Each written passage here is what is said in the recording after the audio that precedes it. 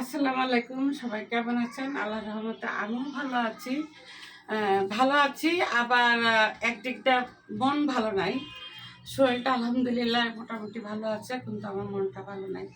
বলতে পারেন মনটা কেন ভালো নাই? কারণ মনটা ভালো নাই এই কারণে, ২৮শে ডিসেম্বরে আমার মা নাফরাত দেশে চলে গেছে। এজন্য আর কি মনটা খারাপ। আর প্রতি বছরই এতিমখানা টাকা আমি দিয়ে দিই, অনেক কিছু দিয়ে দিই। কিন্তু কেন যেন জানি না, আমারও তো বয়স হয়েছে। বড় ভাই কয়েকদিন আগে মারা গেল। বড় ভাইয়ের জন্য যেটুকু পারছি বড় ভাইয়ের জন্যও করছি। আমার বড় ভাইয়ের জন্য সবাই দোয়া করবেন।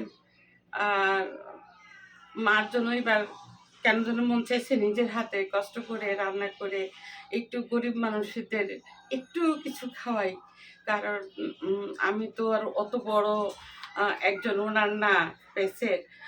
যতটুকু আছে আলহামদুলিল্লাহ, যতটুকু পারছি আমার সামর্থ্য হিসেবে নিজে হাতে রান্না করছি, যে আমি কিছু গরিব মানুষদের খাওয়াবো।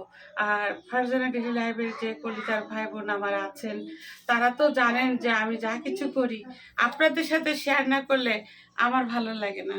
তাই আমি কি রান্না করছি আপনাদের সাথে শেয়ার করি। আজকে আমি ফারজানা, বিসমিল্লাহ। এটা হচ্ছে গোশত রান্না করছি, মুরগি, হালকা নতুন কিছু আলু দিছি সাথে।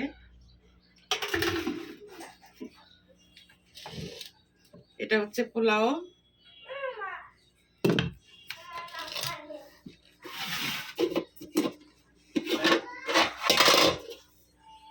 এটা হচ্ছে ডিম ভাজা করছি,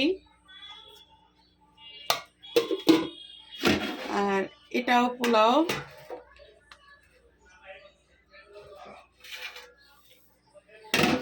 তা আসলে কি, নিজের হাতে রান্না করার মজাটাই আলাদা।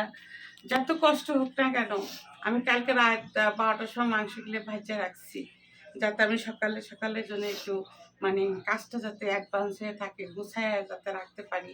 এই কারণে, কারণ আমরা তো মেয়ে মানুষ, আমাদের তো বসে থাকলে চলবে না, আমাদের তো কাজ করতেই হবে। আর এই জন্য মনে করেন আমি যতটুকু পারছি ততটুকু করছি। আর আপনাদের সবার কাছে একটাই কথা, যে আজকে ২৮শে ডিসেম্বর আমার মা মারা গেছে। আপনারা সবাই একটু দোয়া করবেন। আসলে আমি আর কথা বলতে পারতেছি না, যতই চেষ্টা করতেছি যে না ঠিক মতন কথা বলবো, কিন্তু আমি পারতেছি না। কারণ যাদের মা নাই তারা বুঝে একান্ত মা হারানোর বেদনা। আমি কখনো বলতে পারি না মা আমি এই জিনিসটা খাবো, আমার খেতে ইচ্ছা করতেছে,